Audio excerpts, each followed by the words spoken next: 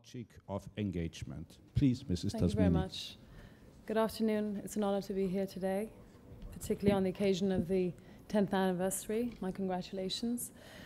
Today I'm going to be speaking to you about the Iranian impasse and the need for a new logic of engagement.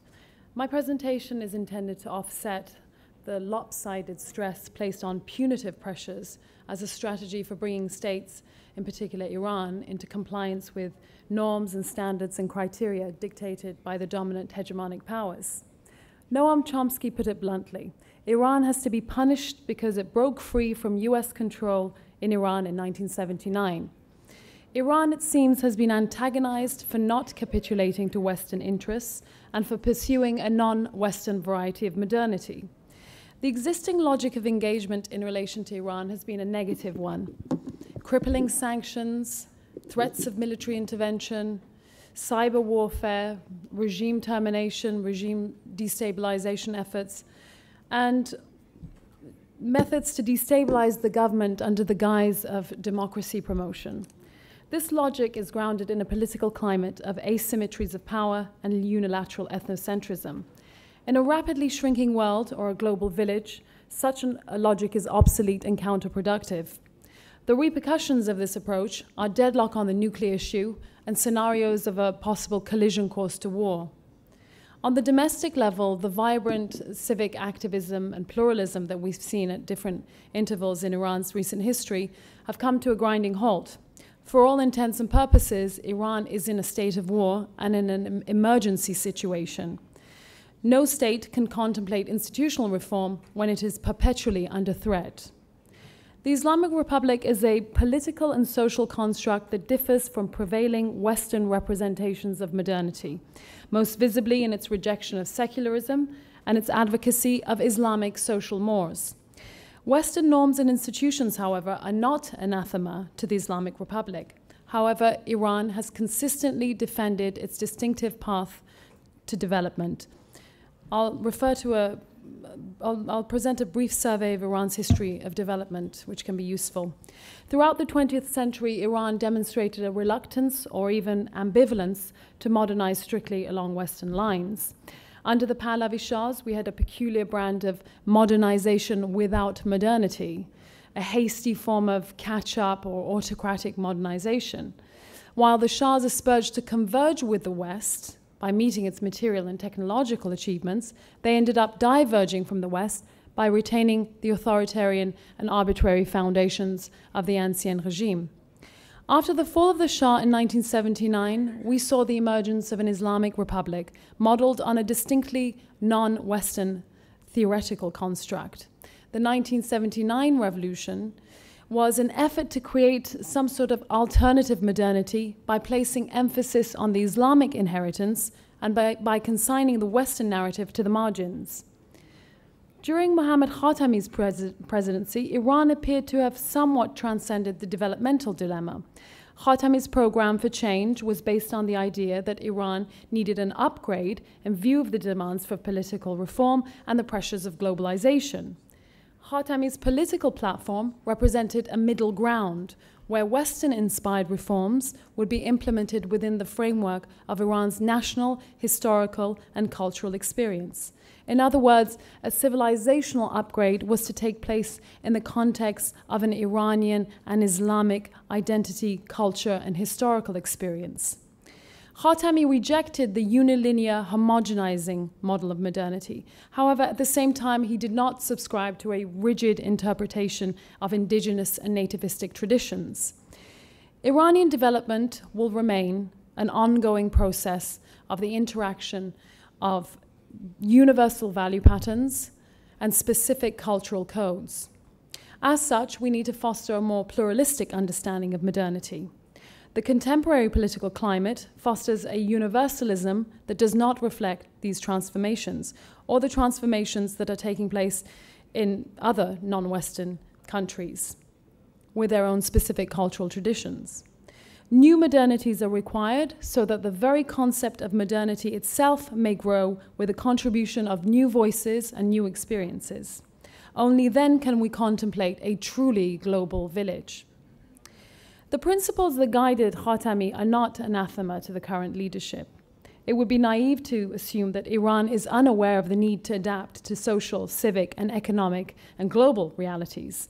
The question is, how can Iran pave its developmental path in the context of a global campaign to tame Tehran, or rather to pressure it into succumbing to Western demands?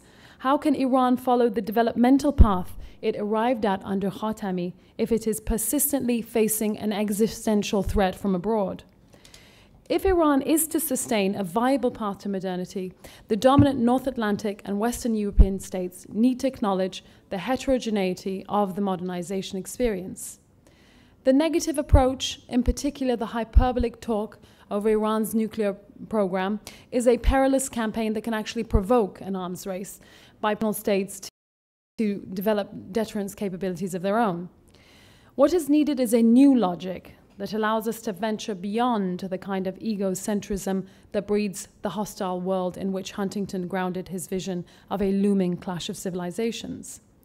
The logic of a global monoculture, a la Francis Fukuyama's End of History, and the writing of a universal history do not correspond with the reality on the ground.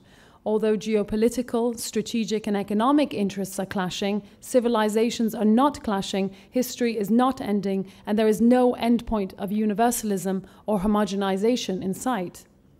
The West could encourage Iran's development by acknowledging that the Islamic Republic has no precedent in modern history. As such, it remains very much a work in progress.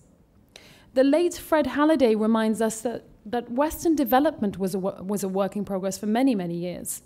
He said, democracy was not a sudden all-or-nothing event, but a gradual process over decades and centuries.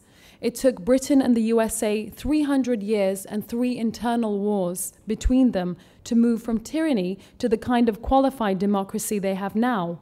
Liberal politics is not a single act bestowing finality on a political system. Clearly, institutional development is not something to be achieved overnight. However, negative pressures have a tendency to radicalize even the most moderate elements of society and to foster a sense of insecurity which can actually stunt any form of development, democratic, economic. What is clear is that the Iranian impasse, both on a domestic level and on a global level, is very much a function of this negative logic. The proposed logic of engagement is a creative engagement. It's a positive engagement. It engenders dialogue, confidence-building measures based on goodwill. It's time to put the carrots and the sticks away. Iranians are not rabbits. The new logic should be grounded in the notion of Hans-Georg Gadamer's unity and diversity by allowing countries to carve their own place in the global village based on diverse cultural characteristics. Until the dominant North Atlantic and Western European states accept the fact that modernity has multiple trajectories, the world will remain polarized. We need to move away into a post-hegemonic world, as Chandra Muzaffar explained. If the West had recognized Iran in its new form as an Islamic republic in 1979, I go so far as to argue that if it had recognized Iran as a particular blend of democracy and theocracy, it is likely that Iran and the West would have had much better relations today.